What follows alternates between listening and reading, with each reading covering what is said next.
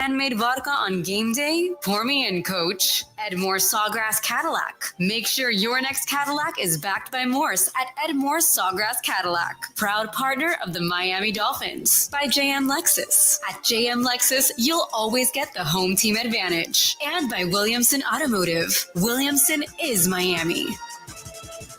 How much can you glean from preseason game 1, where no one seemed to play at all of this, especially for the Miami Dolphins? How much can you glean? A little bit, not a whole lot. Anybody of real note did not play tonight for the Miami Dolphins, but nonetheless, we're going to get into it all. This is Game Day Uncensored post-game show. I am Dan Day along with Trevor Harris. We're going to be walking you through for the next 2 hours all the way till 2 o'clock. Dolphins finishing up the game right now. A lot of the guys on the sidelines, they're drinking their Powerade. They're having themselves a good time. A little bit of action going on in the game. Some of the things to take away, highlights, lowlights.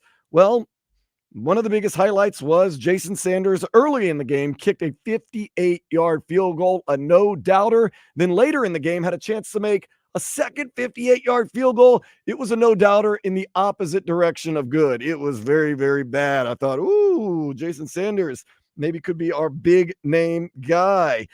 Some of the other things you kind of got to take away. There is no quarterback controversy here in Miami, and it also looks like there's not going to be much controversy, at least for now, in Atlanta.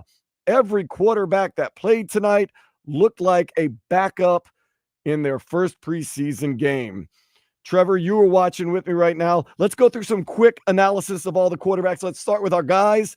Skylar Thompson, I thought one play he would look okay. The next play, he threw a very, very, very bad interception at one point. It was very bad. It was very bad. I will say this. Everyone will probably get more juice out of the joint practices. But my Lord, that was brutal. Just a wrecked quarterback play in this first. So you got to understand, too, Skylar Thompson throwing to maybe second-string guys, possibly third-string practice string guys. So fourth stringers in the going to the CFL, probably. Not totally great. And he was very inconsistent. Threw a terrible interception, but then on the next drive, drove the team down, and they scored a touchdown. So Skylar Thompson, very inconsistent, not great. Mike White, for the most part, once again, throwing to guys who might be driving a beer truck in a couple of weeks, did not look very good. I'm sorry. He was bad. He was wrecked. We know that Skylar Thompson and Mike White are quote-unquote neck and neck in the quarterback battle. They have remained neck and neck after tonight's performance because both guys very inconsistent, not very good. Once again, what can you say? What happened is Skylar Thompson starts the game, plays for the first half. Second half has been Mike White. It's been bad. I'm guessing against the Washington Commanders 1 week from tomorrow, it's going to be reversed. You're going to get Mike White in the first half. You're going to get Skylar Thompson in the second half. So we really can't compare right now, but so far there is not much to compare because they were pretty equally inconsistent and not great tonight. Once again, no real crazy weapons out there. Talking about the Atlanta Falcons now, Michael Penix Jr. looked like a rookie playing for the first time. I thought he looked below average, but once again, situation. I will say this. The only reason why I wanted to watch this game was I want to see what this rookie Michael Penix could sling the ball. I know it's just second, third, and fourth string. I'm just glad he started the first half because most of these rookie quarterbacks have been either played a series, maybe 2 series, or not playing at all to the second half. I'm glad we saw some action from him because Taylor Heineke was god-awful. I can't say the words that could explain how Taylor Heineke played tonight, but Michael Penix Jr., not that I was hoping because I do not like the Falcons. You know, I'm born and raised in New Orleans. I've got no love for the city, got no love for the team. Michael Penix Jr., you wanted to see maybe a little glimmer here and there. And I know it's the first game. There wasn't that much of a glimmer. Did not. Now, I did see a glimmer. This is good news. If you are a Dolphins fan, 2 little glimmers. Let me just say little glimmers. Your fourth round pick, Jalen Wright. He was known as the quote-unquote speedster out of Tennessee. I thought he looked pretty smooth for the first game.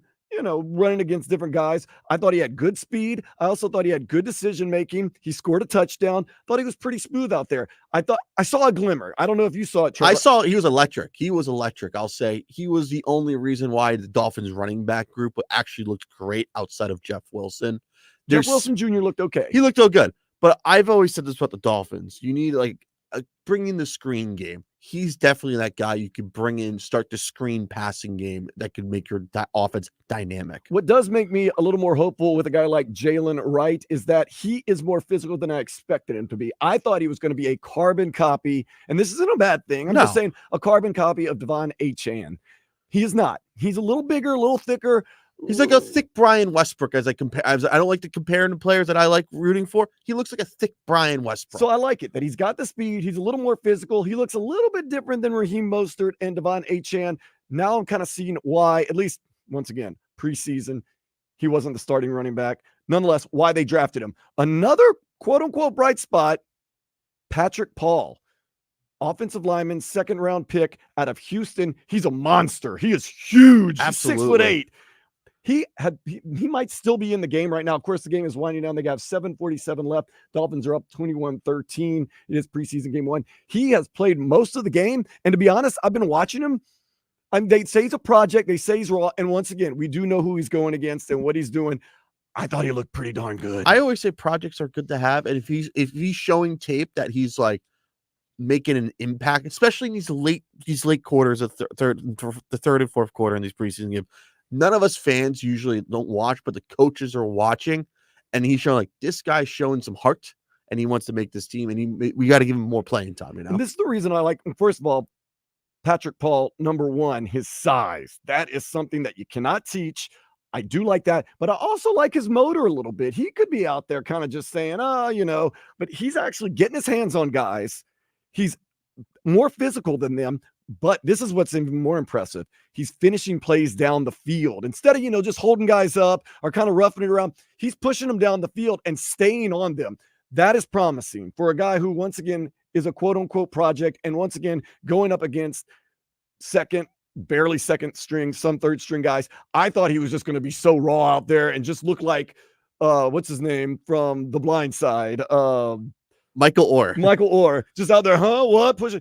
So actually, he looked like he kind of had a clue, and he looked like, to be honest with you, pretty good. Yeah. He's got the size. He's got the talent. Another thing you want to take away from this game, and I don't know if you're taking this away from Trevor, this is an overall kind of theme. Yeah. I like the scheme Anthony Weaver has on the defense. I like the way that everybody kind of seems a little tougher. They look like they're in position. They look like they know what they're doing. And it seems like the defense, although they're putting up a goal line stand right now, trying to stop the Atlanta Falcons from scoring, they did look like they're making an effort to be a little tougher, a little stronger. And the scheme, at least so far, looked good to me. I need to see more in the scheme. I don't want to crown Anthony Weaver right now, but I want to see what he could do. I want to see what aggressiveness he can bring to the corners, the front four, and maybe the linebackers too. Also, as I want to see an aggressive defense, which Miami hasn't had since the late '90s and early 2000s. Like they'd have a mean defense in forever, right? And this is a very soft defense currently. Well, right now we don't know. We're going to see Anthony Weaver and those guys have made it a concerted effort to be tough. They've been fighting all week. They've been battling. They just stopped them. They ain't fighting like the Detroit Lions and the New York Giants in joint practices. That does happen, man. The joint practices. There's going to be dust up. There's going to be fights, but this team trying to be tough and mean. Anthony Weaver on the sidelines. There were some really cool things I saw. We're going to talk about that as the show goes on. We're on the post-game show. Even though the game hasn't ended, there's 5:45 left. The Atlanta Falcons are on the 5-yard line now. It is 3rd and goal, and the Dolphins are hoping to get another goal line stop from the Falcons. These guys are just running around like crazy, and it's another stop right there for the Dolphins. Now it's going to 4th and goal. This is some typical Maction quarterback we got going. Yeah, we got a little bit of that action going on. Taylor Heineke was absolutely atrocious. Giving up that fumble that he did not even dive for the ball. From him doing the bad snap, a fumble, and him just turning and doing it's our penalty, false start, and then giving up that, and then he was just atrocious. You can't believe this guy actually started in the league at some point. Makes you, as a Commanders fan, you got to be like, those were skinny. Those were bleak times for the Commies. He had a good defense. So let's see if Anthony Weaver can die. Okay, they called timeout. So once again, it is 20-13, and the Falcons are knocking. It is 4th and goal from the 2-yard line, I want to say. But those are some of our takeaways. Here's what we're going to be doing. We're going to be with you until about midnight. Trevor Harris, myself, my cousin Vladimir Louison, who you hear us on weekends on Sports Day tomorrow and Sunday, noon to 4. He is actually out at the stadium. He's going to be in the brand new renovated locker room for the Dolphins. He is going to be getting some interviews and just some quick stuff from the guys that are in the locker room. And then, of course, we're going to be checking in with him because he's going to give us the overall feel of the room. Because so often, Trevor, you hear these interviews, and let's just say, theoretically, Raheem Mostert, we like these guys. So when the interview ends, you hear him maybe talking to Jalen Wright saying, man, you can't be doing that. Vlad will kind of give us that insight into some of the stuff you don't catch at the podium or anywhere else. And we're going to hear from Mike McDaniel. We're going to hear his post-game presser. We're going to hear from you, 305-567-0560. We're also on Twitch and YouTube. All you have to do is 560 WQAM. Might even take some callers later on if you're really fired up about preseason game 1 against the Atlanta Falcons, where really nobody played except for barely second stringers, third stringers, and guys who aren't going to make an NFL team. Nonetheless, some things, though, to look at, and some things that I kind of, just kind of gleaned from everything was somewhat interesting. And did the Dolphins get a stop right there? Dolphins look like the Dolphins did have another goal line stand. Yes, they did. Anthony Weaver's putting his fist up in the air. He's very happy. Mike McDaniels is like, it's preseason, yo, don't bother me. There has been a lot of injuries in this game, which you would expect in a preseason game, especially game 1. A lot of guys who don't have a lot of experience and maybe don't know how to fall right. Highlights, like I said, I liked a lot of what I saw from Jalen Wright. I thought he was a little more physical than I expected him to be, although he had some good speed. He actually had one play where they threw a screen pass to him. He bobbled it, reverse field, beat everyone around the corner, and turned what would have been a negative play into about a 12-yard gain. He had a couple of good runs. He also had a nice run in the red zone, which we know the Dolphins last year were good in the red zone, but not good once they got inside like the 6-yard line. Things got stagnant. Jalen Wright ran right in there, got a touchdown. So that's something positive that we can take away. So far, Anthony Weaver's defensive scheme looks okay. Team looks a little bit tougher. I really liked what I saw from Jalen Wright. I also liked what we saw from Patrick Paul. He played a lot, and he seemed to be in position. He seemed to be finishing plays down the field. He seemed to be big, strong, and belong once again against a bunch of guys who may not make the team. But nonetheless, overall, it was a game 1 of the. It's game 1. We had injury. My main theory for these themes for these preseason games, like, don't get hurt. Right. That's like my big thing. I tell people, like, just don't get hurt. But we had some injuries. So. And you were hoping that maybe Skylar Thompson or Mike White would kind of, solidify themselves as number QB2, or maybe give you a glimmer. I'll be here honest with you. Call it game day uncensored, Trevor. If I'm wrong, correct me. I don't think any quarterback really showed a glimmer tonight. Not even a glimmer. There was no glimmer. There's no gleam. That's what Marty Schottenheimer running said. The ball right now. He got a first down. So I think it's for me is when I look at Mike White, I just think it was a pure backup who played for the Jets. I just don't see him as the true backup for Tua Tagovailoa. What you can probably take away from this game so far is that Tua, if he were to get hurt, I hope he doesn't. Please don't get hurt. There's a lot of room for the backup to. There's Ryan Tannehill's on the market right now. He is looking for a nice backup job. And don't you do that to us. I will do that to us here in Miami. So what we're going to do is we're going to get to the stats in just a minute. We're waiting for the game to finish. We appreciate you. Maybe you're leaving the game right now. You decided to leave a little early. It's been rainy. Maybe it's hot. You want to get your weekend started. Maybe you're out and about. Maybe you're working. Hey, maybe if you had enough of the first half, you just want to get out of it. Sometimes, yeah, and sometimes you got to leave early, or sometimes you want to leave early. It's a preseason game, and you're hanging with us. We appreciate that. This is what we're going to be doing all season long. I'm going to be jumping on before the game is over, kind of giving you wrapped up or get you to the end of the game. Then we're going to wrap things up. We're going to have your stats, your scores, your facts. We're going to have some more in-depth in the game. Like I said, we're going to hear from you, 305-567-0560. You can also go to the YouTube, Twitch, 560 WQAM, Odyssey app. All over the place. We're going to hear from my cousin Vladimir Louison, who's going to hopefully get us some locker room sound, and we're going to hear from Mike McDaniel. Plus, we're going to be giving you our insights. I've been sitting around the radio station all day, and I've been taking notes. Mike McDaniel looks like he's been coaching. I'm not going to lie. He could just joke around, play around now. Now he and Raheem Mostert now start joking around because Raheem Mostert. I'm sorry. Morris. Raheem Morris. I'm stuck with the Dolphins guys. But yeah, no one really of note played today. No one. And I really wanted to. I know the big excitement was going in. You always game one of the preseason. You want to see the rookies. And right away, we found out Chop Robinson, our first-round draft pick out of Penn State, defensive edge rusher, not playing. So that can be looked at two things, Trevor. Mhm. Number one, he's already shown enough in these joint practices. We don't need to run him out there.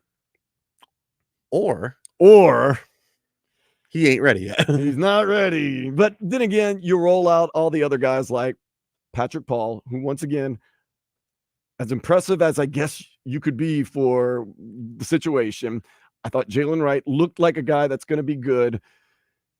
And then there were some other guys. As the show goes on, we're going to talk about a lot of people have been high on in these joint practices that I'm here to tell you, and I don't want to burst their bubble or your bubble. Some of these guys aren't going to make the team. Like, I feel like that Cam Stewart guy that we all hyped up last year out of South Carolina. Cam Smith. He did not play tonight. I was hoping to see him because he looked good last year in preseason. Yeah, I would like to. I need an FPV for him right now. Like, where are you at, Yeah, so he's been dealing with some injuries, and they said that he's building up his confidence and that he's got the talent. And after everything that happened last year, we're still waiting to find out, was he in the doghouse with Vic Fangio, or was he just not good enough? Why was he not playing? Mhm. Well, now we know why he's not playing, because he's been dealing with injuries. And a lot of the guys have been dealing with injuries. We're not going to really get a true feel till game 3, the quote-unquote dress rehearsal. But the other thing is, once again, game 2, what we're going to look at, because I fully expect, like we said, things to be flip-flop with the Dolphins QB2 situation. You'll probably get Mike White in the first half, and you'll get Skylar Thompson in the second half. When we can compare that, then we can decide. I will say this about this week 1 preseason game. Kickers do look like they're in midseason form. Yes. It doesn't matter if you're in a new kickoff format, which I personally hate, or bombing kicks right now. I think this new kickoff, they're going to play with it for a while, but I think it's going to start ending up a whole lot like what happened last year. Instead of just kicking it out the back of the end zone, they're going to kick it to the end zone. And if you kneel it in the end zone or it goes out the back of the end zone, it automatically goes to the 30-yard. Yeah, that's what I'm seeing it as. Look, as Justin Tucker did it for the Eagles Ravens game to start it off. Teams don't want to play around. They're not going to play with fire. If you can guarantee that they can't return it and you put them on the 30, you can scheme for that. Coaches like sure things. They like to know what they have ahead of them. So, I mean, I think in the preseason, return everything. I mean, look, if I'm telling you I'm an undrafted rookie out of Cal Berkeley or a 6th-round pick like Malik. Out of Tulane. Or a 6th-round pick out of Virginia like Malik Washington, who we'll get to in a little bit. And they tell you, look, if you catch it in the end zone, go ahead and kneel it. Hell no. I'm running that bad boy out because I want to show you something. If I don't make it, oh, sorry, I thought I had something. If you make something happen, hey, you got some tape. So that's one of those things I would not even play around with if I were one of the kick returners. I'd try to make some tape. Or a guy on special teams trying to block a punt. We always love a block punt. Anyway. Yeah. So this game, get that tape. Winding down, we still have 3 minutes. We forget that there is a 2-minute warning. So this is what we're going to do. We're going to get you up to the 2-minute warning. Then we're going to take a break. Then we're going to come back, give you some more ideas, then give you some final stats and scores, and then just keep on rolling from there. I will say something on special teams that really stood out. Saran Neal, he actually had a fumble recovery in a play with a strip. He also had the opening special teams play of the game, got the first tackle of the game. Then he got the strip and the fumble recovery while on defense. And guess what happened? In true game 1 of the preseason form, what happened about 5-10 minutes later to Saran Neal? He got injured? He got injured and had to walk off the field. There was a lot of injuries in that first quarter, which took an hour almost. It was a very long first quarter. A lot of injuries, a lot of challenges, a lot of kind of stick in the mud, but that's game, it's number 1. It's game 1 of the preseason. Are the Falcons going to be good this year? My guess would be, once again, they're going to be, in the hunt picture that NFL and Fox or CBS does. They're not in the hunt. They're going to be in that hunt picture for a while anyways. They're not. That's because you're a Saints fan. I would like to see they're going to make some noise, but they'll fall off after that. I do not expect the Falcons to be world beaters. I do expect the Dolphins to not only compete for the AFC East division, but also to win their first playoff game in 24 years. I do expect that. So the Dolphins, I do expect them to be good with the guys that they have. Anthony Weaver's defense, like I said, it looked good today. I thought it looked solid. It looked tough. Guys looked like they were in spots. You know what I mean? You can't say, oh, man, it looks great. That's going to be. But the guys that were playing looked like they were getting physical. They looked like they were in place. Once again, I told you last preseason, I thought Cam Smith, who didn't barely play last year, was in was in the right He's in place street all the clothes the time. whole year last year. Yeah, he's a cornerback, and we're hoping to get him off the injury, and we hope to kind of get things going. Some of the passes, I mean, if you're a receiver like Mike White, airmailed a couple passes and actually got guys hurt. Yeah, because he was decapitated. Yeah, you can't throw it that high, and of course, guys in the preseason are trying to make the team, so they're gonna go for the ball. Tyreek Hill would have just been like, "Don't ever do that again. I'm not going for that ball ever again," especially in the preseason. Tyreek will go to the huddle and just like point a finger, and maybe grab Mike White by the collar or Skylar Thompson by the collar. Like, I ain't grabbing that. I'm not trying to get concussion for week 1. Yeah, and the running game, it looked like, I mean, and this is the thing, and it's like, oh, there's been good balance today. Yeah, but I mean, that's a preseason game. Of course, there's going to be some balance to the game because it's preseason. They can do what they want. Mm-hmm. But yeah, we're going to go to the 2-minute warning. What we're going to do is we're going to take a break. We're going to come back. We're going to finish out this game. We're going to give you the final stats of the Miami Dolphins. Stick with us. For Trevor Harris, I am Dan Day. You are listening to the postgame of Game Day Uncensored. Text W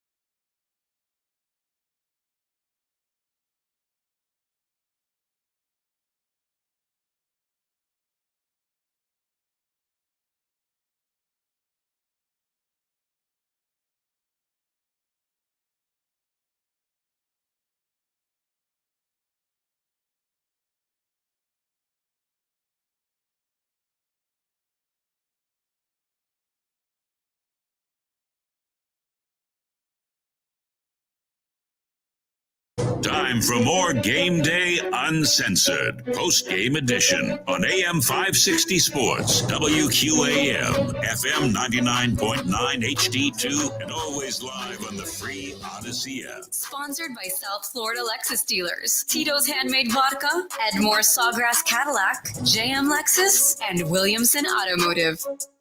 Once again, Anthony Weaver's Dolphins defense bend but don't break. With 1 minute left, they come up with another goal line stand, turnover on downs. It is 20-13. If you're wondering what happens if there's a tie in overtime, very simple overtime rules. Listen closely.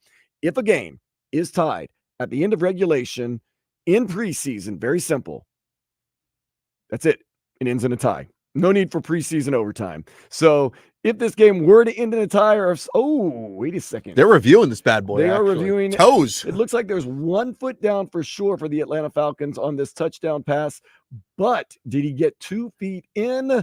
One. No, I don't think he did. They're going to have to review. They're going to go review for a little bit longer.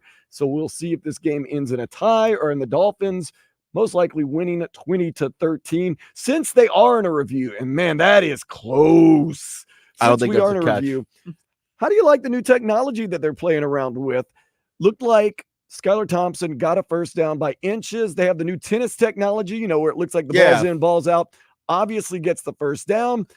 Of course, Raheem Morris challenges it. They challenge the spot of the ball, not that the technology was wrong. Skylar Thompson had actually stepped out of bounds earlier. Nonetheless, how do you like the new challenge where the chain gang doesn't come out across the field, where they just have the technology to tell whether they got the first down or not? I need more time to see. I'm used to chain gang, but I know it's 2024 and we need to get up with the times and we get the Hawkeye in here. It's cool, but I need to see more of it. I don't want to go straight to it immediately, but I like the improvement, but I do miss the chain gang, honestly. So they have reviewed, and the Falcons did not convert on that touchdown, fourth down. The Dolphins are in victory formation. They are kneeling the ball. Mike White, as long as he doesn't fumble it, man, that'll get you QB3 real quick. If you fumble, that'll get you cut. If you fumble and kneel down in a preseason game 1 on your old goal line and cost you that, well, it would be a tie anyway. It doesn't matter. But yeah, the new technology is something that's a long time coming. We have it. They're trying it out. They're not trying it out in every single preseason game. This was one of the games. I thought it was super cool. I think you got the technology. And for you, if you're like one of those guys, Trevor, that says, I like the old chain gang, guaranteed 5 weeks into the season, once they change it's me. It's like, will I notice it? You're not no. going to remember. That's going to be me. It's like, you're gonna say, I have the attention span of a gnat and ADHD sometimes. Like, will I notice it? Maybe. Will I not notice it? Whatever, So there you go. The game is official now. It is a final. Miami Dolphins win 20-13, 4-3-2-1. They're all on the field. They're joking around. It is a final. We're going to get some post-game sound from my cousin Vladimir Louison. He's going to be in that brand newly renovated locker room of the Dolphins. And he's going to get some interviews from some of the players that probably played. Maybe some of the guys that didn't play tonight, some of the bigger name guys. We're going to hear from them. We're also going to be checking in with Vlad, kind of seeing the whole feel of the crowd in the locker room. I know it wasn't a big crowd. It was pretty bleak of a crowd. It's a typical preseason football crowd. Preseason game 1 on a Friday night, people getting off of work. It's South Florida. There's a lot going on. So that's okay. Nonetheless, we've got that. So let's get into some stats right now. Now that we have a final and we know what's happening with all the teams that have everything going on. We'll first start, of course, with your Miami Dolphins winning 20-13. Falcons led after the first quarter, 10-3. Dolphins scored 14 in the second. Of course, that Falcons touchdown was aided by a very bad Skylar Thompson pass interception, almost returned. Both teams kicked field goals in the third, and nobody scored in the fourth. Getting to some player stats. I know you want to hear about that. Let's start with the Dolphins. Skylar Thompson, 8 for 19 for 95 yards, a touchdown, and a bad interception. He was wrecked. Mike White wasn't much better. 4 for 14, 26 yards. He blew, honestly. Once again, though, you got to say Mike White. I mean, I'm not giving him a pass, and I'm not giving Skylar Thompson more, but Mike White was throwing to third, fourth, fifth. They might have recruited a guy that was selling popcorn to be a receiver at one point. They probably grabbed someone from the CFL at least. Tanner Connor, tight end number, I'm guessing number 3 80 right now. I think 3 or 4 I saw. Actually, once again, had a couple of good passes. We're going to get to his stats. And guess what happened after he caught a couple of good passes, Trevor? He got injured? He got injured, and they had to take him off. Can I guess, is it an ankle or a hamstring? He actually caught an elbow underneath his pads, like in his side. Okay, so like a kidney or a rib injury. Yeah, or just a bruise. It's nothing to get too worried about.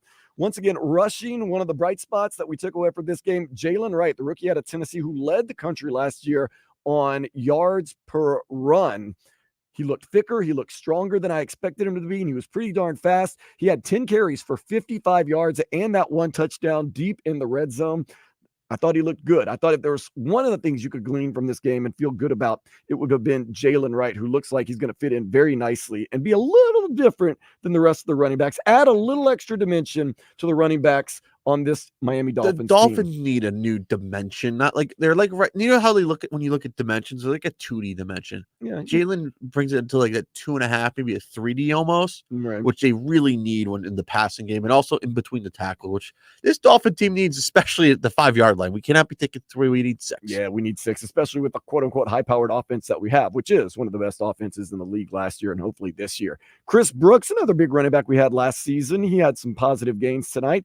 12 carries, 40 yards, 3.3 yards per run. Malik Washington, he had a 1 carry for 21 yards. That was on an end around. Everybody saw Jalen Wright get in the game. Everybody keyed on Jalen Wright. End around.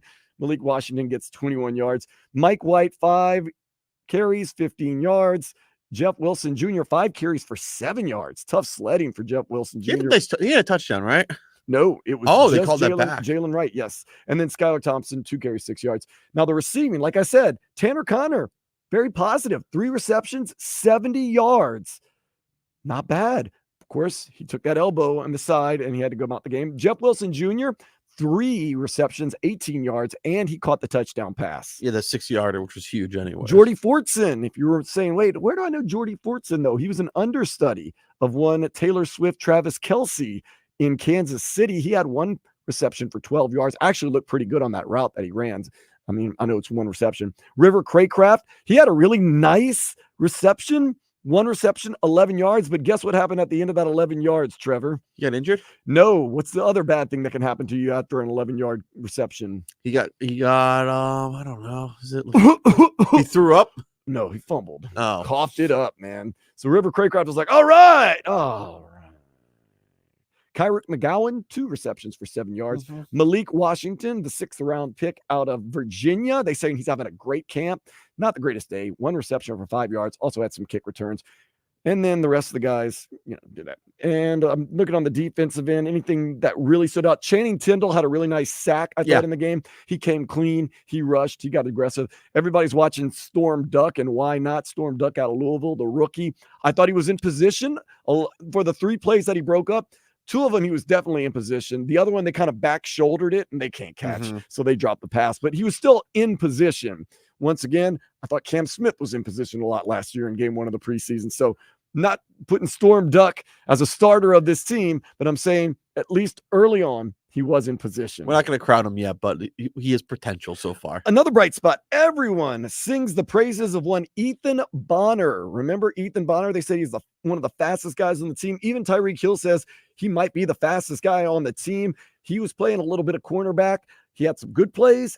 He really was out of position in 1 play. He says he got his jersey pulled, but you know what that's going to get you in the regular season? A nice pass interference. No, they're not even going to call. They're going to say boo-hoo. Yeah, cry. Here's Dolphin crying towel. But Ethan Bonner's supposed to be one of the fastest guys on the team. Everyone sings his praises. There were some really nice plays. I thought he played as a cornerback, but then once again, he had that 1 play where he kind of looked out of position. And even if he did kind of get shook and pulled on, you got to be tougher than that, especially when you're trying to make this team. I told you, Saran Neal, he had the strip, fumble recovery. He had a good opening special teams play with the tackle. He's supposed to be the special teams expert from the Buffalo Bills that we got in the offseason.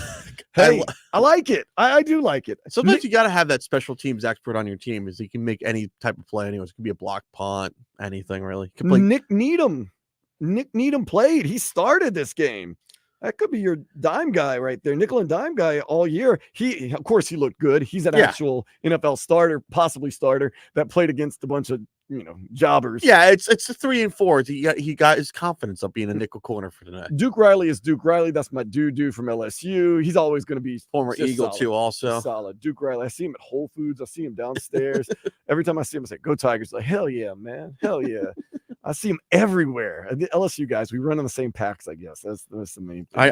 I always run into ASU guys, anyways. That's me. Jason Sanders was beautiful tonight. Well, almost perfect. He had that 58-yard kick that was good early in the game. Missed a 58-yard that was not very good, and he made another field goal as the game went on. As far as punting, Jake Bailey, he had 7 punts, as you would expect, a lot in a preseason game 1. His average, though, 42.7 yards per punt.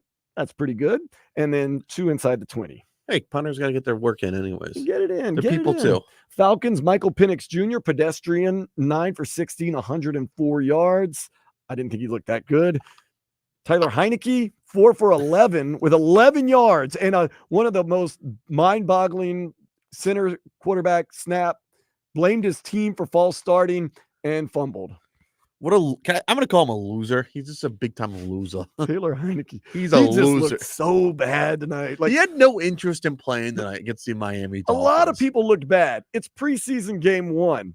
But if we had an award for who looked the worst tonight, Taylor Heineke. I hope you're not listening to this. Well, I don't think Taylor Heineke knows what sports radio is. He played in Washington the whole time, and Washington players never really called in and stuff anyways. Third string quarterback for the Falcons, Nathan Rourke. That's right. He played at Ohio, not Ohio State. Maction, baby. We love Maction over 3 here. 3 for 13, 37 yards. Nothing really great stands out from what the Falcons did tonight. They had a couple of guys that rushed for like 30 yards. They had some receiving, nothing great. Chris Blair, 2 receptions for 45 yards. Really, I mean, I hate to say it, the defense, time and situation, it was good. It was good. I like the scheme. I like the toughness. I thought that they were good. So the Dolphins look pretty good. Let's also see what's going on around the league. We got a couple of preseason games going on. I know, Trevor, you're locked into the Eagles defeating the Ravens. How about that? We knock them off again. 16-13. You said Kenny Pickett was throwing darts. He's throwing some little darts. As I like to say, he's established himself as the backup quarterback. 14 for 22, 89 yards and a touchdown. The Ravens, Josh Johnson was quarterback. Well, here's the funnier thing. Will Shipley, I saw some rookies play. Will Shipley looked good out of Clemson, and he was the bright spot. And I like to say this, Kenny Gainwell. People hate him. I like the dude anyway. Still, some of the other scores around the league last night. The Giants, they did defeat the Lions. Anything exciting? Tommy DeVito. That was a monsoon, anyways. Yeah, I know. Tommy DeVito. Hey, he's got that Italian family up there. 8 for 15, 92 yards. Nothing really else really stood out in that game. After all, you did say it was a monsoon. I have friends who are diehard Giant fans, and they went, and it was like they left after the first quarter. Patriots, Panthers. Now, another monsoon. We've got a lot of Patriots fans here in South Florida. Patriots did win 17-3. Jack Plummer had the most yards for the Panthers, 11 for 21, 86 yards. Bailey Zappi led the way for New England. If you have another Bailey Zappi season, you are in trouble. I'm not going to lie. Joe Milton got everybody going, though. I was watching this game anyway. Bailey Zappi, of course, Bailey Zappi's been a starter for some games. Yeah. 12 for 20, 108 yards. You pray, if you're in New England, that he does not. Well, here's the thing why they're starting him. That offensive line for the Patriots is awful. Well, if you're worried about Drake May, 2 for 3, 19 yards, and the quote-unquote starter for the New England Patriots, Jacoby Brissett, instilling a lot of confidence if you are a Patriots fan. 0 for 3, zeros across the board. If I want to be entertaining by the Patriots, you start Joe Milton week 1. Feels so good. I want hilarious. Joe Milton, South Florida zone, Joe Milton to start week That's 1. Hilarious. You come on. He's our starter. 0 for 3 with nothing. Nothing. Give me that war. Keyshawn Booty had a show yesterday anyways. And real quick, the Texans defeated the Pittsburgh Steelers 20-12. That was a fun game, actually. I was watching it a little bit. CJ Stroud started? Yes, he started. I was like, I'm going to watch this a little bit. CJ Stroud's probably done. 2 for 4, 41 yards and a touchdown. So, yeah, that's pretty darn good for him. Justin Fields, 5 for 6 with 67 yards. Kyle Allen balling for the Pittsburgh Steelers, 17 for 23, 193 yards. Give that man the preseason MVP if that means anything at all. Can we get Justin Fields to start week 1? I really want that to happen because Russell Wilson has fallen off so hard, like Donovan McNabb. How far of a fall from grace would that be for one Russell Wilson? It's worse than Donovan McNabb. Think Super about Bowl, it. and then at one point talked about being the MVP of the league to now can't beat out Justin Wilson in Pittsburgh. Justin Fields. I'm sorry, Justin Not Wilson. Jack Wilson. I guarantee my Cajun family, I guarantee Justin Wilson. I guarantee if Russell Wilson doesn't start week 1, I guarantee he's going to be out the league real quick. Dude, he's a job at NFL Network coming real soon. I don't even know if he has that. He probably has that or BNTV anyways, doing the football coverage with be on some Baldy. obscure network talking about his glory days or something like that. So this is what we're going to do. We're going to reset real quick. We're going to take a break. We want to hear from you. You can call in. We'll take calls, 305-567-0560. You can also text in, 305-567-0560. Or you can jump in on the Twitch and YouTube. Just look for 560 WQAM. Drop in your comments, and we will bring them to you next here on Game Day Uncensored, 560 WQAM.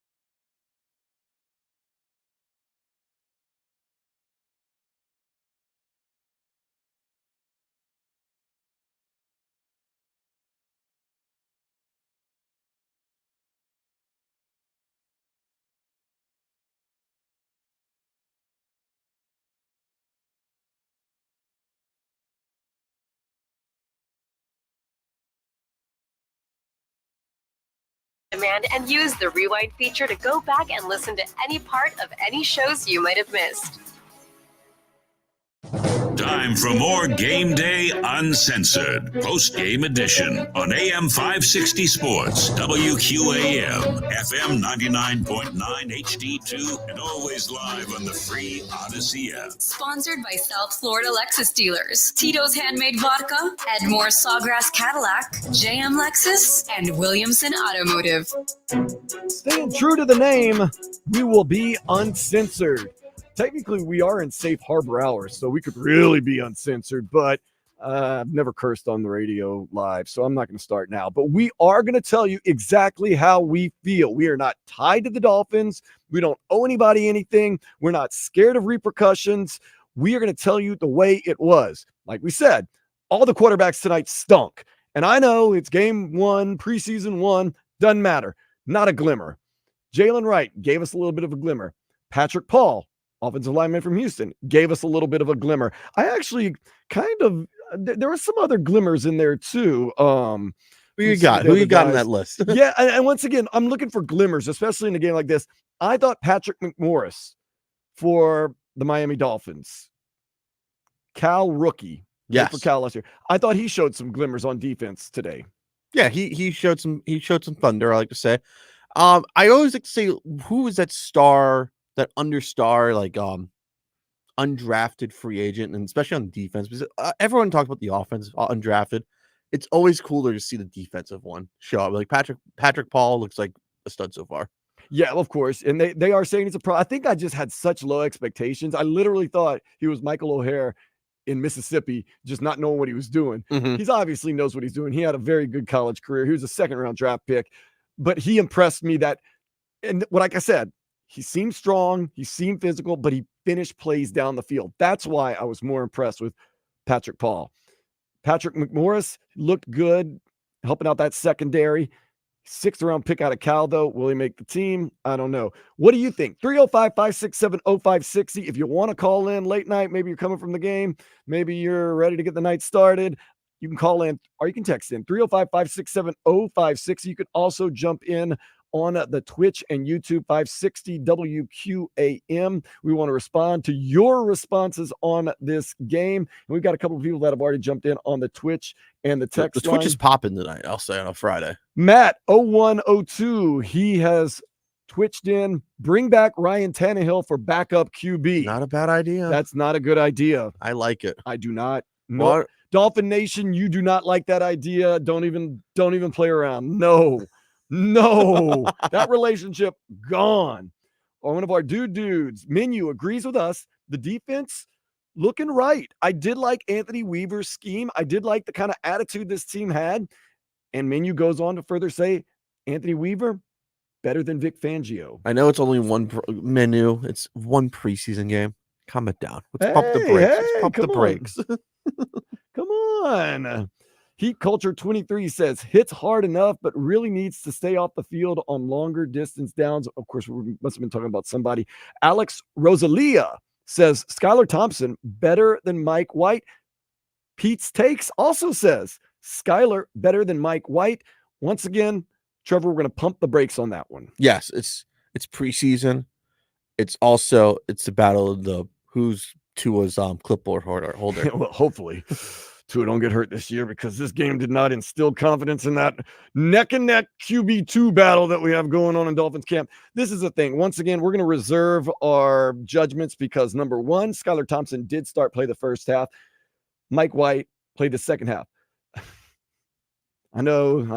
Skylar Thompson had a little more quality to throw to and a little more talent to play with. Mike White, not as much talent. We're guessing they're going to flip-flop it in game 2 against the Washington Commanders 1 week from tomorrow. We'll see after that, when we have kind of a more even playing field, who played better or worse. Then we'll decide who looks more likely as QB2. But I will tell you this, Mike White is getting paid $4 million a year. Skylar Thompson, not that much. Probably Mike White's going to be your QB2 this season. Which I have no problem with, but don't see him in the regular season. How about that? I would pray right now, like I said, it's one game early preseason. I don't want to see either of these guys this season at all. I hear you. Maybe I'll take them in garbage time when they're blowing somebody out on the schedule. Yeah. That's how I see it. So I also say this. I think when you look at next week, I'm more excited to see the rookie quarterback with Jaden Daniels. Yeah, I'm an LSU guy. You're an LSU guy, so I've been watching Jaden Daniels since he was at Arizona State. Same too. Because when you get off late like we do tonight, you go home and what's on? Pac-12, RIP, After Dark. Yes. And you got a lot of Arizona State games. So I was like, he's a great player, man. He's a good player. I saw him at LSU. You saw him flourish at LSU, won the Heisman Trophy, number 2 overall pick. Should be exciting next week to see what he has. That's the main thing when I'm looking at as an NFC East guy. I want to see what this Jaden Daniels kid, because everyone's like, oh, it's this. Like, no, I want to see what this Jaden Daniels kid. I think he's the real thing anyway. So it was like he's undersized. Well, he's a little skinny, but they're going to put some meat on him. They're going to get him into the NFL conditioning and strength that he needs to be in. Program. Right. I mean, are you going to see great things from him next week? Probably not this preseason. And preseason, tell me this, Trevor. Maybe I'm an old man. I'm a stick in the mud. Preseason used to be so much more. And I know now it's been devalued a little bit because they're trying to basically get rid of preseason. There's going to eventually be 18 games. But I remember when I was younger, you used to see guys playing. Yeah, that's the best part. Like the second game, you see some starters. The third game, you saw them work the first half. Right. And then the fourth game was garbage. The fourth game was garbage. It was like you give those tickets to your friends and stuff. But am I right that the first 3 games of preseason back in the day had a little more substance to them? Tonight, like no one played. That's my problem with the NFL. Like they don't get enough practice time anyways. Like these joint practices, like, do they really work or do they not? It's like, I don't know what to expect out of them, 305-567-0560. Got a couple of texts coming in. We got tweets, we got texts, we got YouTube. If you want to call in, 305-567-0560. 954 text in. McMorris getting some love from Bo, Northern California Boys for Life. So see, we got our guy Bo listening from Milpitas, Milpitas, as we say on the Joe Rose show. Okay. 305 text in. Dan freaking day. I'm camping at Red Top Mountain Park in Northwest Georgia. Caught some of the game. Turnovers again. Third downs.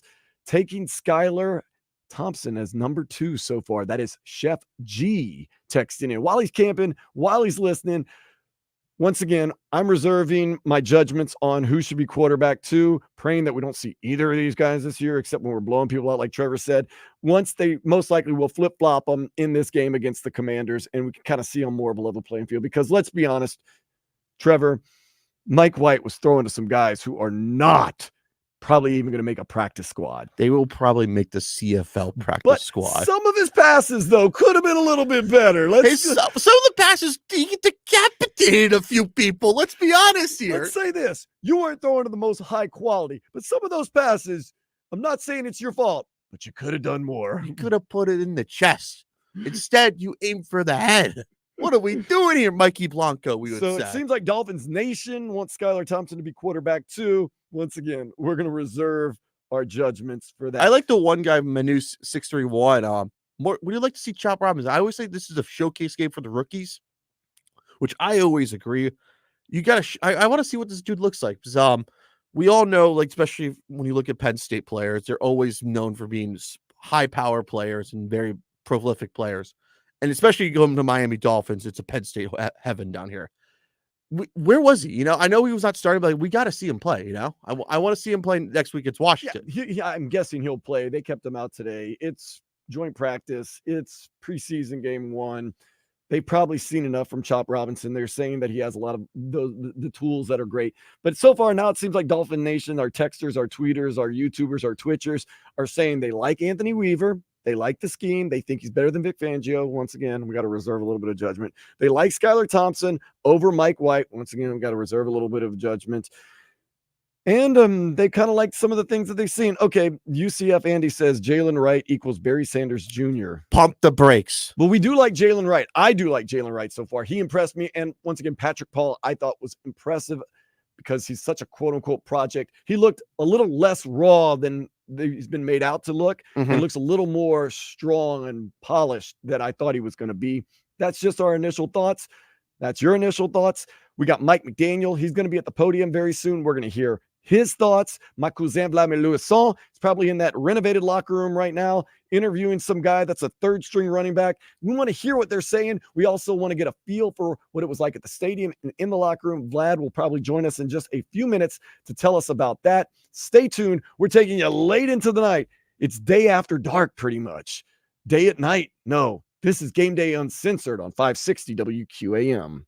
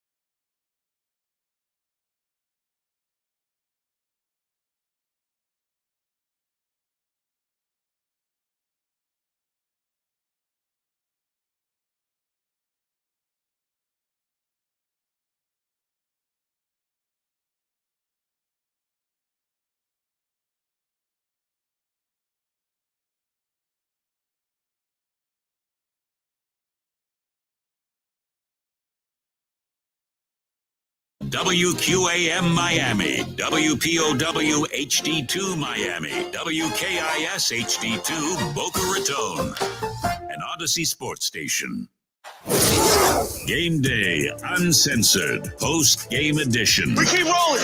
Don't be stressed. Y'all know what's online. Recapping the Fins game. Real reaction, real opinions, real talk for real fans. That sounds amazing. On AM 560 Sports, WQAM, FM 99.9 HD2, and always live on the free Odyssey app. Game Day Uncensored is sponsored by South Florida Lexus Dealers. Experience amazing. By Tito's Handmade Vodka. Tito's Handmade Vodka on game day. Pour me in, coach. Edmore Sawgrass Cadillac. Make sure your next Cadillac is backed by Morse at Edmore Sawgrass Cadillac. Proud partner of the Miami Dolphins. By JM Lexus. At JM Lexus, you'll always get the home team advantage. And by Williamson Automotive. Williamson is Miami. Dolphins win. Dolphins win. Dolphins win. Preseason. Game one of the preseason against the Atlanta Falcons, where nobody really played for either side. Nonetheless, they win 20-13. Couple of goal line stands, or at least red zone stands, for Anthony Weaver's defense. A little bend, but don't break. And the only touchdown they allowed was after that god-awful Skylar Thompson interception. Skylar Thompson, I don't know what was that? I mean, he did get his hand hit and stuff, not a lot of pocket presence. Nonetheless, the only touchdown the defense gave up was on an interception with a very short field. Other than that, pretty solid. So that's a positive we're taking away from today. Anthony Weaver's D, the scheme, they looked tough, they looked strong, they looked okay. Once again, Michael Penix Jr. Wait, why am I singling him out? All the quarterbacks tonight did not show much of a glimmer. You're so used to single out any Atlanta quarterback the most. It's just not a glimmer. And I'm not letting Mike White pass. I'm not letting Skylar Thompson pass. I'm not letting Michael Penix Jr. pass. I'm not letting, Taylor Heineke, we're not giving you a pass at all. You were absolutely garbage. You're the poster boy for garbage cans. Woo! Man. Like I should get a garbage can and put Taylor Heineke's body on it and see how many people could recognize who is who. No, I'm not even joking. If this were an Atlanta Falcons postgame show, I would say cut him tomorrow morning or Monday morning when he walks in. Phone lines are hired up right now in Atlanta. Man, on the game. Not only did he look bad, I mean, really bad. He fumbled a snap, and instead of going for the recovery, blamed his offense for a false start, which they did not false start. Nope. So not only have you done a terrible play, you also kind of threw your rest of your teammates under the bus and didn't hustle. Good job. He may have to check his key card tomorrow anyways. Check your key card. Does it work or not? Once again, you got Michael Penix Jr., you got Kirk Cousins, who is standing on the sidelines. We don't know his injury status with the whole Achilles and everything like that, but you'll be all right. You don't need. And we got Maction out of the Ohio quarterback, which I kind of like already. You like that? He was entertained. He gave us entertainment, and you know what I mean. Yeah, he couldn't convert in red zone a couple times. He made the ending of the game entertaining for a preseason game. It's all about that experience. So that's what we're kind of taking away. We're taking away the Anthony Weaver D so far. Pretty darn good. Also, that Jalen Wright, he got his first touchdown of his career, you want to say, out of Tennessee. Once again, he did lead the nation in rushing yards per attempt last year at the University of Tennessee. He looked thicker and stronger than I thought. Patrick Paul looked thicker, stronger, and to be honest with you, a little more polished than I thought he was going to be. He was finishing plays down the field. Once again, it wasn't against a lot of starters, but he actually played a lot. He played well into the late third quarter. So he was in there for pretty much every single step of the way.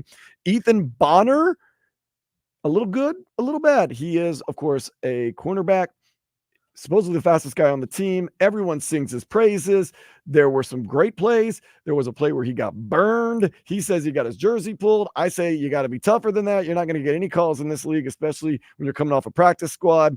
Nonetheless, pretty good. He's also a dying breed, too, of a white cornerback. So I have to say that because as a white guy, there's not many cornerbacks except for him and the other quarter, like Cooper DeJean from Iowa, too. Right. A lot of people get excited because he is white and he is supposedly blistering speed, reminding you of old Jason Sehorn. That's back who in I the was day. thinking. Jason Sehorn's on line 1 right now as he wants to talk Jason about Ethan Sehorn's Bonner. so proud. And as good as they said Jason Sehorn was, I don't know, he got burned a lot in his career. Well, it's also he played for the New York Giants. Everyone had to give him all the praises. Speaking of a good Jason Sanders looked like he was in midseason form early in the game, nailed, and I mean nailed, a 58-yard field goal.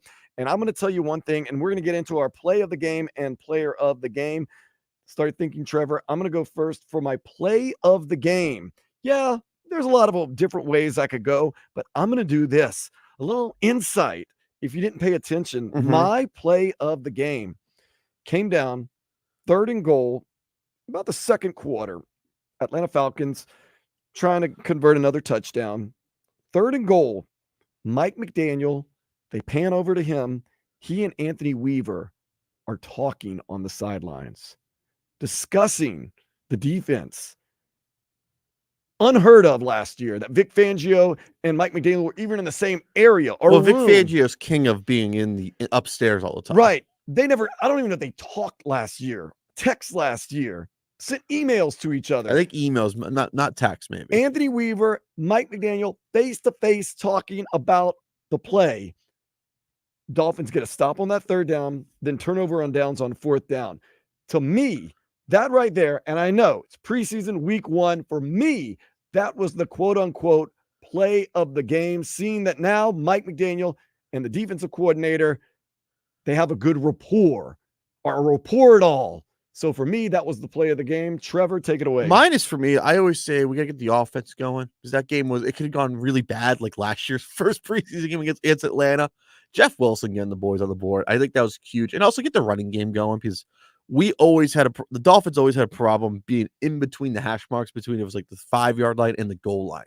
And they did that, which was huge to me because as a guy who loves to pound the rock in the end zone is key anyway. So Jeff Wilson Jr., how you doing? Got that touchdown pass early in the game. I was going to go with, of course, Jalen Wright. He had a nice little touchdown run. He looked smooth. He looked decisive. He looked strong. But I got to go with Mike McDaniel and Anthony Weaver talking it out and then getting the stop on 3rd and 4th down in the second quarter. That's my play of the game. Player of the game. This one is tough, Trevor. Whoo, player of the game. Now, Jason Sanders could have walked away with this. Early in the game, 58-yard field goal. Looked like it was just a lark. Walk in the park. Later in the game, lines up for a 58-yard field goal, and I turn to you, I go, he makes this field goal. He's my player of the game. I mean, you can't deny, man. Jinxed it so hard. And I mean, there was never even a question. The second it left his foot, it was not going in. So, Jason Sanders, I cannot give you player of the game. Although, I mean, if you kick 58-yard field goals in any game, even if it's preseason, that's pretty noteworthy. But if you're an undrafted kicker and doing that, you can make a roster right there. Yeah, oh, absolutely. So what I'm going to do for player of the game, I mean, Tanner Connor had a really good 3 receptions, 70 yards. He did get hurt. I was gonna go, that's my player of the game anyways because I like tight end play down in offense. And there's been the whole tight end issue, and that's why we got Jonnu Smith, and that's Durham Smythe didn't catch a touchdown last year, but he did have a decent enough season. But simply before the hope that he gave me, and for kind of making me raise my eyebrow a little bit and say, okay, it makes sense now because I was here when they drafted Jalen Wright in the 4th round. And basically from what they told me, and I didn't watch a lot of his, he was basically a carbon copy of Raheem Mostert and Devon Achane. And that's what I was expecting tonight. Pleasantly surprised that he is blistering fast, but he has some physicality. He's got thickness. He got the thickness. He finished off some runs, 10 carries, 55 yards, 5.5, and his first rushing touchdown. For that reason, I'm giving Jalen Wright my player of the game. Trevor, break down why you got who. I like Tanner Connor. I think I was one who started yelling about where's the tight end play because I had Omar Kelly too. We have Durham Smythe. We don't have to worry about it. Omar, this is for you. Let's get a tight end player, who can catch the ball because you need that in the red zone. You're not going to go offense to your whiteout every time in the red zone. So I got to say, Tanner Connor, you're my guy. I think you look like Anthony Fasano out there. How about that? A throwback Dolphin that we're number 80. Hey, if you're saying this game was a throwaway and there was nothing good, we're telling you right now, the defense, pretty solid. I like what they're doing, at least in this one game. You've got Tanner Connor catching some big-time passes, even though he got a little bit dinged up. Yeah. I got Jalen Wright running around, making a couple of big plays right there. And we're kind of gleaning some of the positive. Jason Sanders, 58-yard field goal.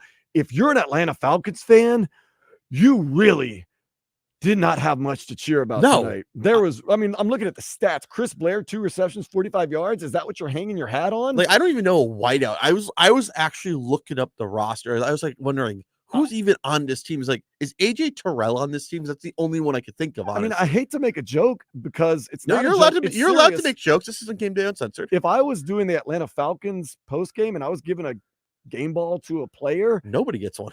No, it's got to go Young Ho Koo. Yeah, that's their kicker. That's it. 2 for 2. He had a 53-yard field goal. That's your highlight of the game. Your literal highlight of the game. Well, there was the interception. Okay, yeah, you got to do that. And then can I just say Michael Penix actually starting because most of these rookie quarterbacks have not seen a single time of playing time. Kevin King got that first interception. He almost got another one on Skylar Thompson. Yeah, I was watching Kevin King. I was like, oh, here we go. He's got Skylar Thompson's number, man. He's got that on speed dial. So your highlight of the game, if you're on the other side, Kevin King with that interception almost returned it for a touchdown. And then Young Ho Koo going 2 for 2 on field goals. I will give you those two. That's terrible. That is terrible. No, for me is you see Michael Penix Jr. play. You're saying there's somewhat hope in the future. Hopefully, it did not look hopeful. Hey, it's Atlanta. There's got to be hope somewhere in the quarterback position. Since Michael Vick, Matt Ryan, maybe Jeff George too, or Chris Chambers too. You get Chris Chandler, yeah, and Jamal Anderson. Come on. Oh yeah, ugh. So if you're saying that game was garbage, it could be if you're a Dolphins fan, listening to there's something there. With your Atlanta Falcons fan, whoo. And like I said, I wanted a glimmer from Michael Penix Jr. Say, okay, well, hey, there was not a glimmer. Well, here's the thing: it's the first preseason game. Right. Who does Atlanta have? I don't know who Atlanta has. So I'll watch that one on the highlights on NFL Plus. Ooh, it was rough. Nonetheless, Dolphins do get a win, 20-13. I'll tell you this right now. Once again, this is Game Day Uncensored. Your wins and losses in preseason mean about as much as a sack of horse crap. I'll let Merrill Reese say this. These wins don't matter. The losses don't matter. It's just preseason. It is just preseason. But if you went to the game or you're listening right now, you feel a little bit better. 20-13. And you had a little more bright spots if you're a Dolphins fan than a Falcons fan tonight. I like to say we already have one Dolphin fan. They're saying I think OBJ is 401k-ing as Joe Rose would say already. Yeah. Whoo, man. Nonetheless, we're excited now to get the Washington Commanders coming to town. Who knows how much Jaden Daniels is going to play? Who knows how much? I'm guessing once again that Mike White will get the start, not Skylar Thompson. Skylar Thompson started tonight. I think in all fairness, they're going to try to flip-flop them at each, let them play different halves with different types of receivers, different types of running backs, different offensive lines, different defensive lines, different everything, kind of even it out from right there. And then week 3, you go across the state to Tampa Bay. Maybe a series or two from Tua Tagovailoa and the starters. Maybe I think you're going to see some starters tomorrow, next week. I want to say this: when they go to 18 games, and that's 99.99999 going to happen. That's a stone cold lead pipe lock. There's going to be only 2 preseason games. Yep. I would see at that point no starters play those 2 games. I could see. I mean, when I say no starters, people that are locked in, like Tua Tagovailoa or what was his name? Joe Burrow. I mean, like Jalen Hurts. He wasn't playing. Now that there's 3 games, you can kind of say, okay, we'll figure some things out in the first 2. The third game will give you a series or 2. But then again, some coaches are different. You got CJ Stroud starting for the Texans. You've got apparently Patrick Mahomes is going to start for Kansas City. So different coaches have different coaches and organizations, or you have an organization that likes to gaslight everybody. Like, hey, the starters may play, and they don't play at all. Yeah, well, we knew it was going to be rough tonight. We would have liked to see Chop Robinson. I'm hoping we get to see Chop Robinson, our first-round draft pick out of Penn State, coming defensive edge rusher. No Mo Kamara even. That kind of threw me off. Mo Kamara was our 5th-round pick out of Colorado State. He had a lot of good numbers and actually had a lot of good highlights out of college. A lot of people saying he might have been a sleeper, a steal. Didn't even get to see him. So we're kind of in a wait and see attitude. We're also in a wait and see attitude, not to hear Mike McDaniel. We're going to hear him very soon. My cousin Vladimir Louison, he is out there. He is apparently in the new locker room getting some sound. In the next segment, we're going to see if we can get some of the guys post-game reaction, and maybe just get an idea with Vlad how things were in the locker room, how people are feeling about the game that are actually at the game. What is the sense and the feeling? If not, it's going to be Trevor and I telling you that Anthony Weaver has pretty much put together the best defense of all time. And also looking ahead at this Washington Commanders depth chart already. Oh, I am already looking at that, by the way. Going to be a tough one right there. Going to be a tough one. Jaden Daniels, you have to do some work. That is next. This is Game Day Uncensored on 560 WQAM.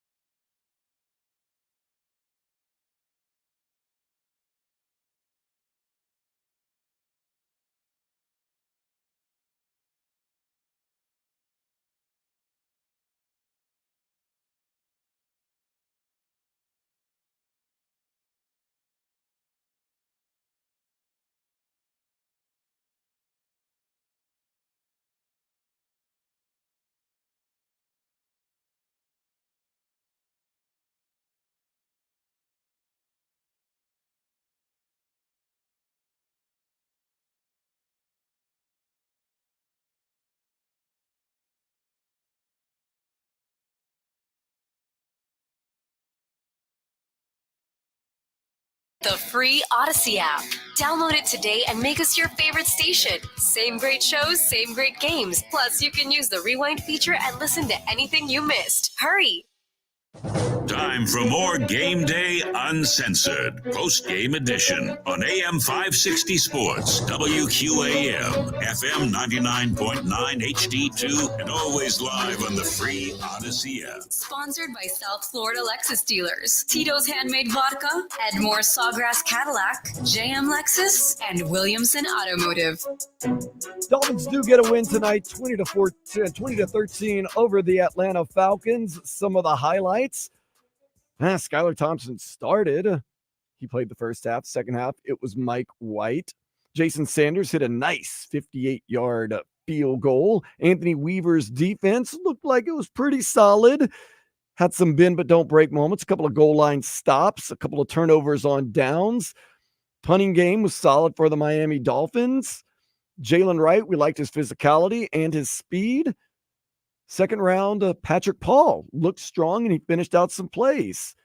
The virtuals measure, the virtual spot, how they virtually measured instead of having the chain gang out there. Trevor's not 100% sold yet. Am I correct? You're correct. I need to do my research and stuff. I'm sold. I like That's it. fine. I'm an old curmudgeon around here.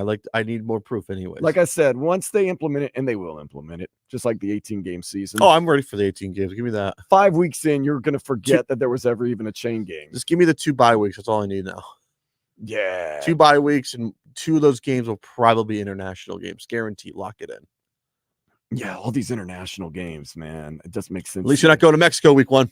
I would prefer, of course, I would like the trip to Germany. I would like the trip to London. Brazil, week 1. Brazil. But Mexico City actually makes sense more than anywhere else. Spain's kind of ridiculous.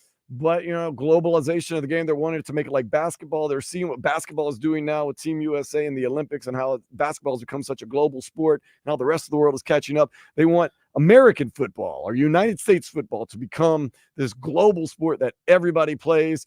We'll see what happens. Yeah. In the meantime, you have a bunch of 9:00 in the morning games in places that don't really have people know what football is. Funny enough, my buddy's been to that London game. That thing is lit, by the way.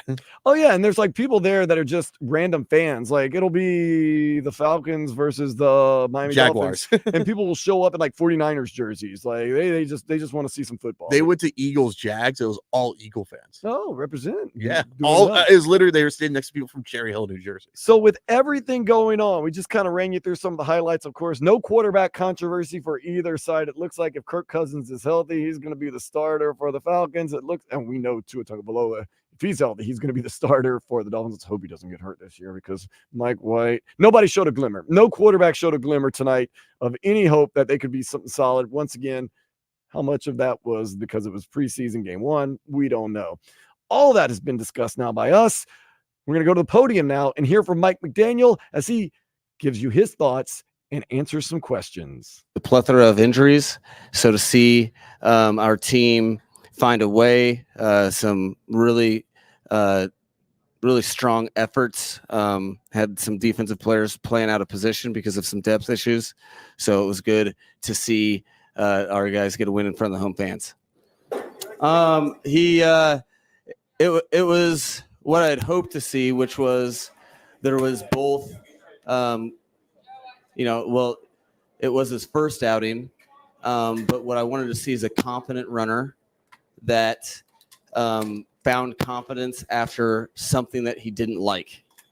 Okay, because that's the big thing in this league is everything doesn't go well all the time. He had a couple things he didn't necessarily love in terms of a cut, a slip, and I mean even mid play, I think he dribbled a screen pass and then still found some resilience. So I saw it was a good first outing for him because he got a little bit of everything and he finished strong. Yeah, I think each quarterback has a different set of circumstances. That's why you try to replicate in a competition. You try to replicate that as close to as possible in an inverse situation.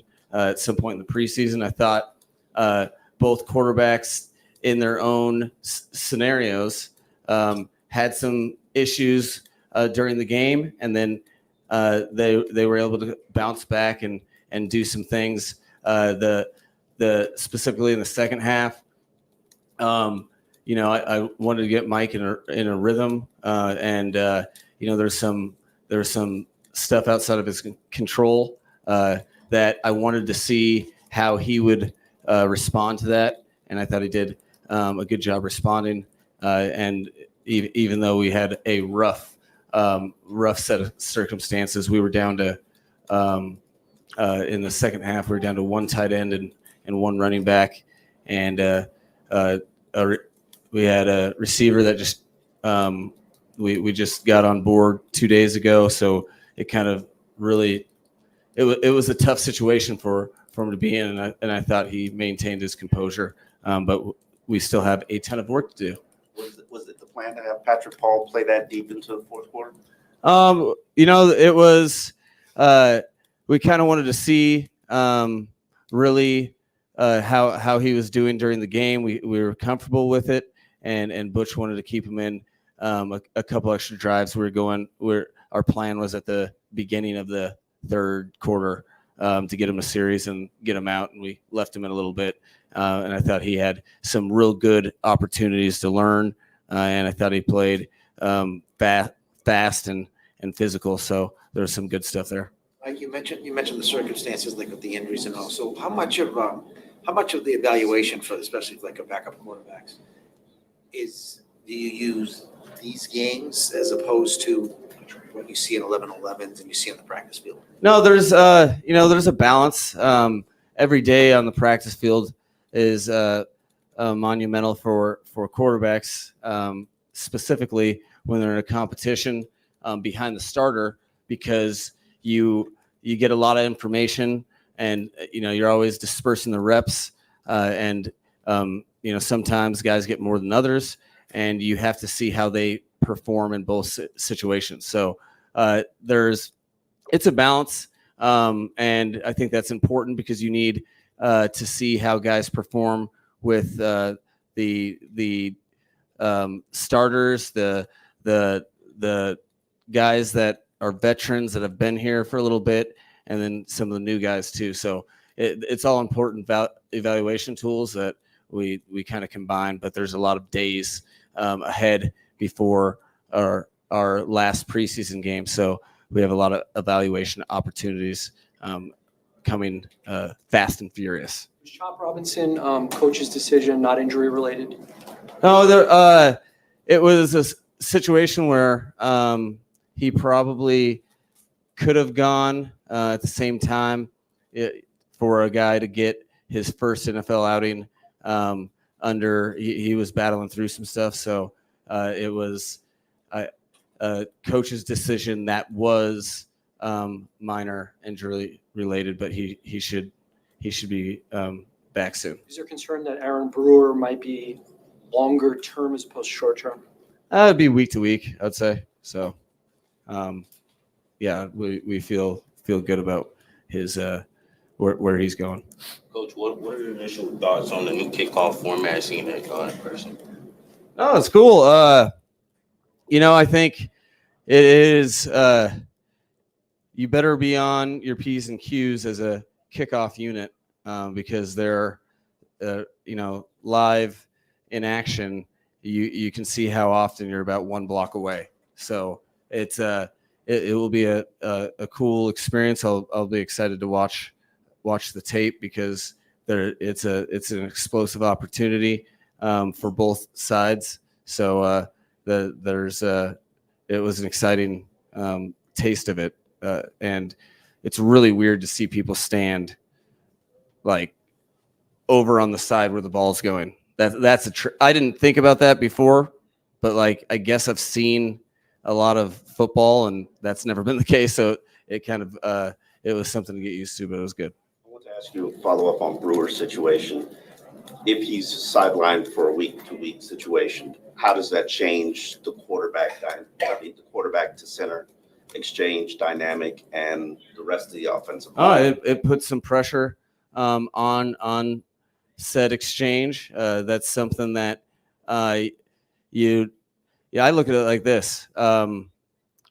Most of the time, you're not fortunate enough to have, no health-related issues on the offensive line for a whole season.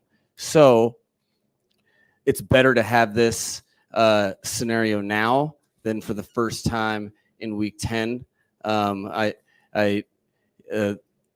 You'd prefer not to have it at all, but that's not all that's not always reality. So I think it will take some extra commitment for some guys to make sure that everyone's coordinated, but it's something that we've been familiar with here. We've had this scenario before, so we'll be banking on those reps, and there'll be guys having to do some work. Is there an update on Isaiah Wynn in terms of when he'll be able to work? Yeah, quite honestly, I as I've been staying out of the timelines, there's right now there's not really an update.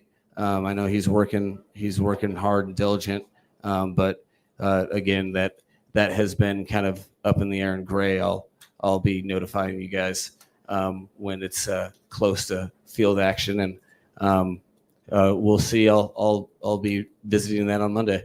Well, a number of guys who got hurt in this game. How's Keon Smith doing? He got hurt early. I don't have. I'll get an update tomorrow.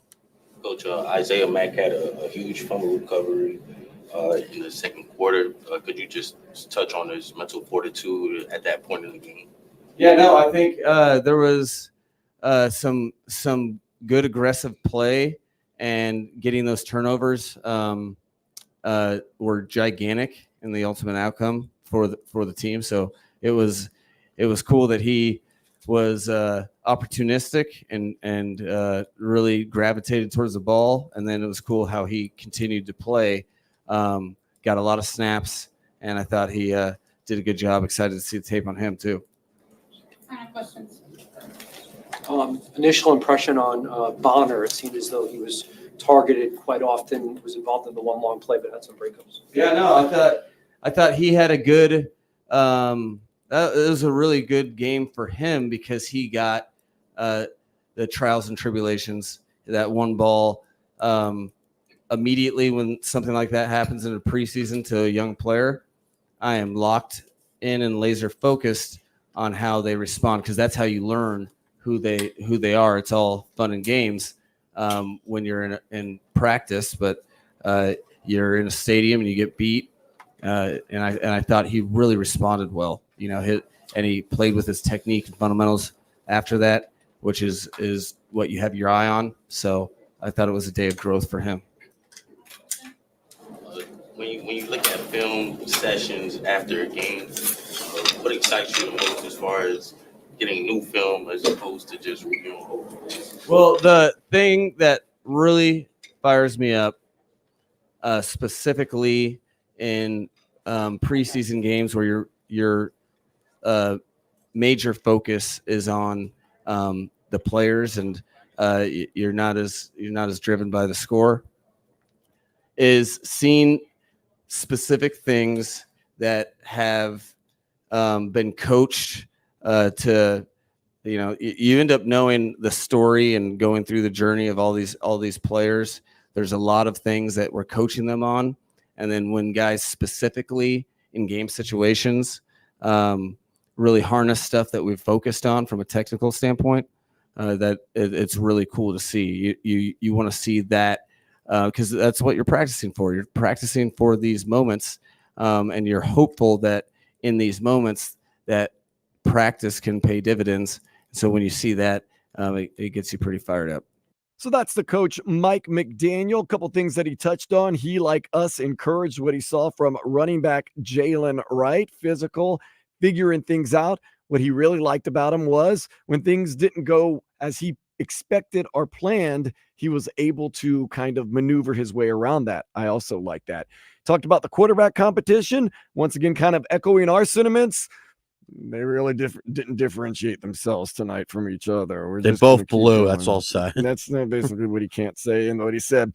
Touched on the new kickoff rules. I like the new kickoff rules. I think, once again, some people hate it. A lot of people don't like the new. It is a little awkward looking. There are some kind of different rules, which we'll touch on. But I'm telling you right now, 5 weeks into the season, you will forget about the old kickoffs. But basically, you have a landing zone between the 20 and the goal line. It has to land there or it automatically goes to the 40-yard line.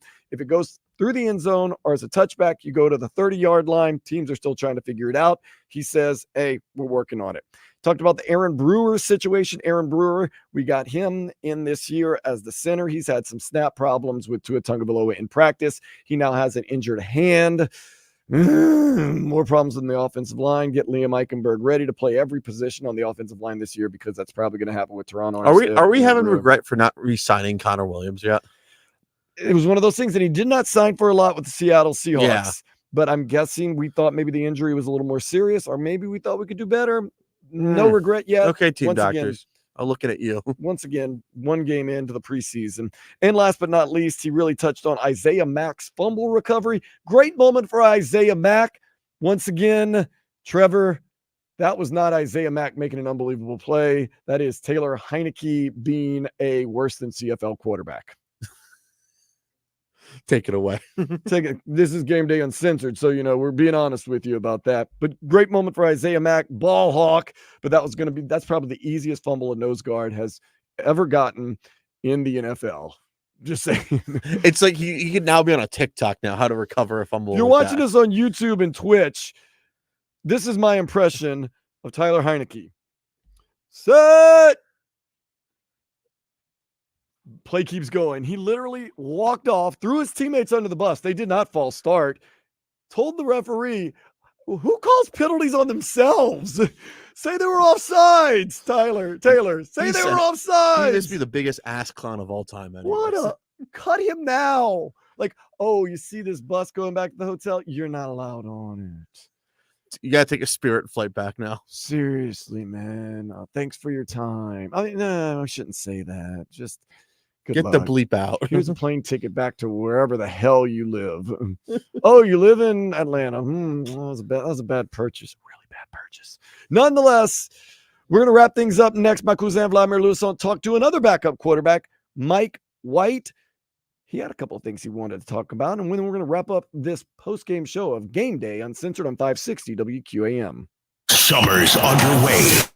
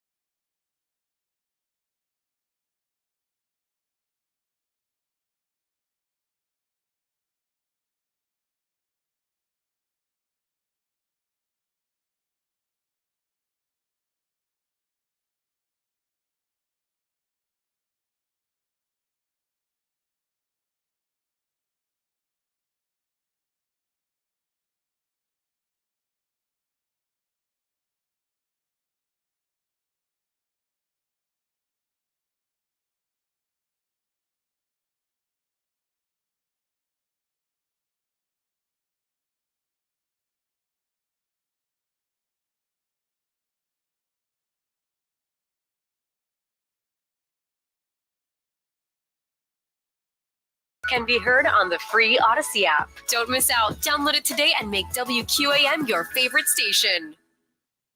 Time for more Game Day Uncensored, post-game edition on AM 560 Sports, WQAM, FM 99.9 HD2, and always live on the free Odyssey app. Sponsored by South Florida Lexus dealers, Tito's Handmade Vodka, Edmore Sawgrass Cadillac, JM Lexus, and Williamson Automotive. Dolphins undefeated in the preseason after one game against the Atlanta Falcons. 20-13. Falcons had their chances. Actually, late in the game, they got down 4th and goal.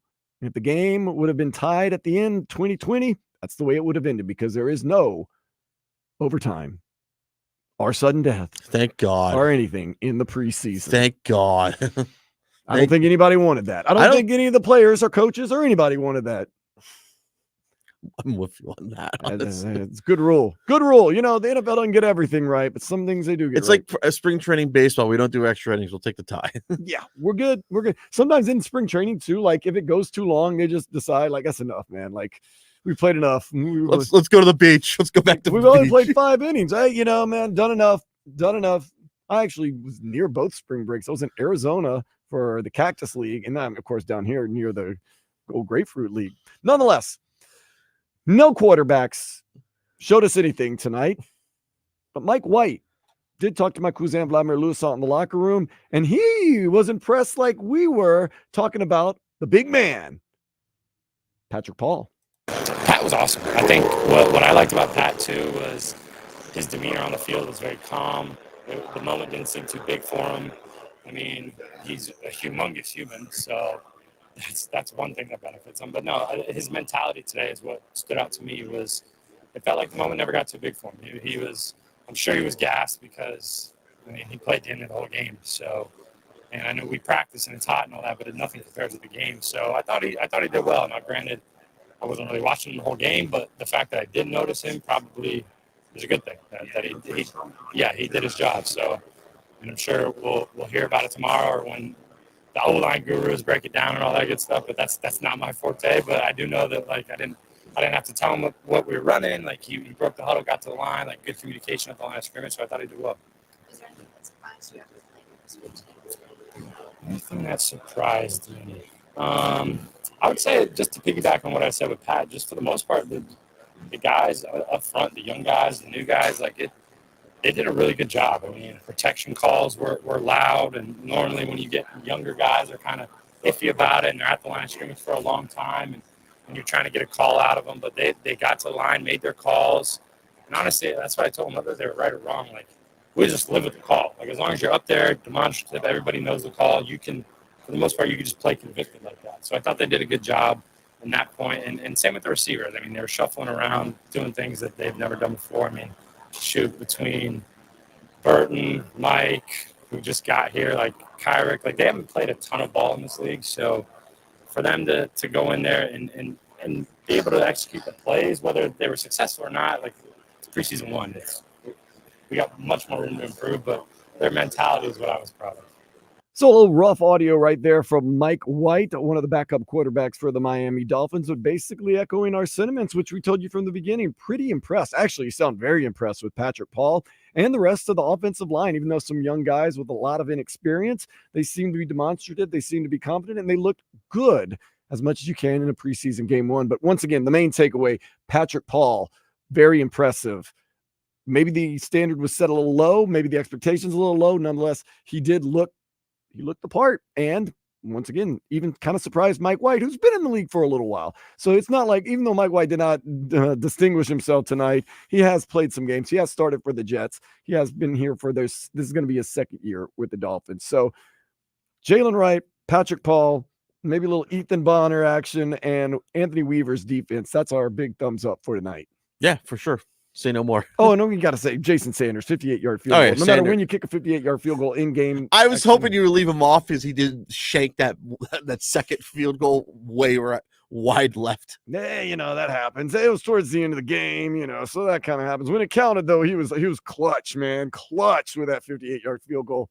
segment. Anytime you make a 58-yard field goal in game action, that is not an easy task right there. So, okay, first preseason game out of the way. Once again, nobody big time of note really played. Not even Chop Robinson, our first-round draft pick out of Penn State.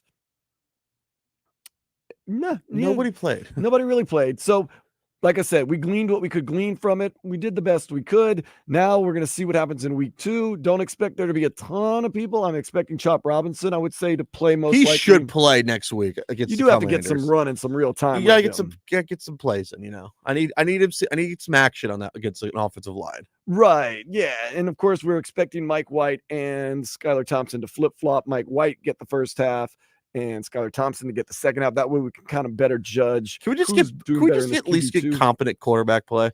Well, it should get a little bit better next week. I'm going to tell you this, man. Week 1 is just preseason. It's like you're throwing slob at a wall. That's what I consider. It's one of those things, man. Let's just get the juices flowing and let's get it going all season long. We're going to be with you right here on Game Day Uncensored. You get Tobin and Solana. They got the 4-hour pregame. Trevor and I, for the most part, will be here post-game at least 2 hours, getting started pretty much when the fourth quarter starts and then taking you for however long. We appreciate everyone that joined us tonight, whether it's on the text line 305-567-0560. I know we got a big text from my dude Chef G, who's actually camping up in Georgia, and he's joining us via the old Odyssey app. And of course, we got our great Twitchers, YouTubers, Menu, Carl the Cat from Louisiana has been hitting me up. I appreciate him jumping in. Everyone that's jumped in, it's been great. Woodson, those guys, thank you. And girls, thank you so much. Jimmy G, everyone that tweeted and texted in, we greatly appreciate it. We're going to be coming to you all season long. And Trevor, we've said this. It is Game Day Uncensored, and we're staying true to that. We told you, quarterbacks sucked for both teams tonight. I'm not going to sit there and go, well, there was this one. No. Skylar Thompson, extremely inconsistent. Sometimes he was throwing to the other team. Sometimes he was throwing to his team. Mike White, his receivers might not have been that great, but let's be honest, some of his passes weren't that great either. Mike White decapitated a few people's NFL's careers anyways tonight. Michael Penix Jr., oh, man. Hey, there's a future in Atlanta, hopefully. I'll say that. Kirk Cousins did look good on the sidelines. His hair looked very nice. I don't know what that means. Taylor Heineke, seriously, if you make it past this week with Atlanta Falcons, we're going to be surprised. You're really bad. I may have to call up our guys up in Atlanta and say, what the heck is going on up there? Anthony Weaver, you're doing all right job. Jason Sanders, you're doing some good stuff. Jalen Wright, we're looking forward to seeing you tote the rock some this season, and we're just going to figure out this thing as it goes. I'm actually going to be back on tomorrow and on Sunday, noon to 4, with my cousin Vladimir Louison. We're going to be doing Sports Day, 560, the Odyssey app, and YouTube and Twitch. I'm going to go home. I'm going to go play with my bunnies. Seriously, I have a couple of bunnies. And drink some beer. Trevor, what are you going to do when you get home? I'm going to go home and go to sleep. I want to go jump in the pool, but I can't do that. I haven't been able to do that the past week and a half. Now is the time. Late night. I could. Yeah, buddy. I could. You know what I'm saying, man. Nobody's around. Well, the problem is when the pool's in the middle and his place is around, you can't do anything. So that's it. We got the Washington Commanders coming to town. We looked at their depth Daniels chart. coming to town. We looked at their depth chart after Jaden Daniels. Woo, there's not a lot. And we're not talking about just quarterback position. We're talking about the whole squad. As someone who knows your NFC's football, this is bad. Woo, let's get ready. This is bad. Week 2, not tomorrow. A week from tomorrow, we're going to be with you every step of the way. For Trevor Harris, I am Dan Day, and you've been listening to Game Day Uncensored on 560 WQAM. Later, slug.